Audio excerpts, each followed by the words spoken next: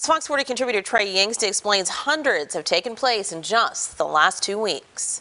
Russian airstrikes prompting a nationwide effort to curb electricity in Ukraine. Beginning Thursday, the country will restrict power supplies from 7 a.m. to 11 p.m. Local officials are warning residents of the potential for temporary blackouts if they don't comply. According to Ukraine's energy ministry, Russia carried out more than 300 airstrikes on Ukraine's power stations over the last 2 weeks. The attacks coming at a critical time as winter approaches. Here we see hundreds of strikes at Ukraine, the shutting down of our energy system for people not to get through the winter. President Volodymyr Zelensky says the strikes have knocked out 1/3 of his country's electricity.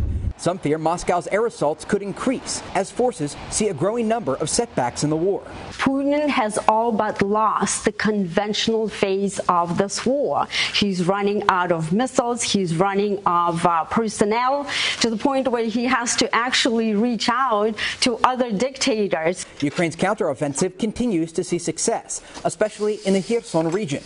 It's one of 4 illegally annexed regions where Russian President Vladimir Putin declared martial law.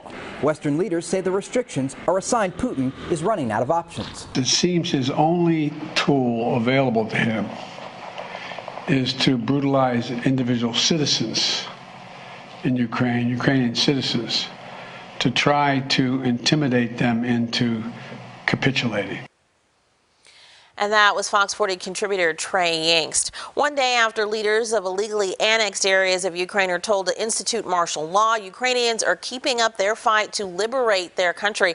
I'm live now with former U.S. Ambassador to Ukraine, Stephen Pifer, for analysis of this 8-month-old war. Stephen is also a senior fellow at the Brookings Institution Center on the United States and Europe and the director of the Brookings Arms Control Initiative. Good morning to you. Good morning. Ukraine itself sort of instituted martial law in February after Russia started this illegal war. So in some respects, President Putin calling for martial law in certain areas right now, not all that different, but it is Russia still exerting power that it really doesn't have any claim to here. Well, right. I mean, since Russia purportedly annexed these 4 parts of Ukraine, bear in mind that the Russian military didn't control all of those territories when they announced the annexations on September 30, and today they control even less. But this martial law will give the occupation authorities broader authorities, perhaps even to include drafting Ukrainians and trying to put them into the Russian army to fight against Ukraine. Oh, my goodness. Over the last several weeks, President Biden has used the word Armageddon and then walked it back, talking about how close Putin's been waging his war to nuclear facilities in Zaporizhia and his possible use of nuclear weapons in this conflict. Despite the extreme nature of everything else that he's done, would even Putin choose to go that route? There really are, no winners. And with Chernobyl, he has a stark example of what happens when something in the nuclear realm goes wrong, which is likely here. Yeah. Well, I think, Ukraine and the West have to take the nuclear threat seriously. They can't ignore it. Putin tends to double down, and we've seen him make a series of miscalculations over the past 8 months and continue to press on. So there is some concern, but I look at it also that Putin does not want a nuclear war. He wants the West and Ukraine to think he's ready for a nuclear war, try to intimidate them into backing down. And you consider, first of all, a nuclear war would not cause, or a nuclear attack on Ukraine would not cause Ukrainians to stop fighting. It would likely turn India, China, the global south against Russia. Putin would become a true global pariah. And the West is already on record publicly that if the Russians were to introduce a nuclear weapon into the conflict in Ukraine, there would be extraordinarily serious consequences for Russia. Got it.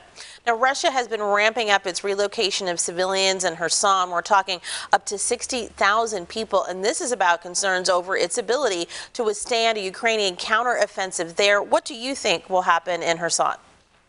Well, it looks like the Ukrainians are preparing to take all of the part of Kherson that is on the western side of the Dnieper River. The Dnieper River roughly bisects Ukraine, and Kherson is the only place where there are Russian forces on the western side of the river. The Ukrainians want to drive them out, and it looks to me, the occupation authorities in Kherson have already relocated their headquarters to the eastern side of the river, The Russian forces have been under consistent attack, and my guess is it's going to be a difficult time for the Russian forces in Kherson. And it was interesting, last night on Russian television, the TV pundits seemed to be preparing their audience for bad news coming out of the war. All righty, that's very interesting because we know that they have gotten a very rosy picture of what's been going on up until this point. We certainly appreciate your insight whenever you're able to visit with us. Thank you so much. Thank you.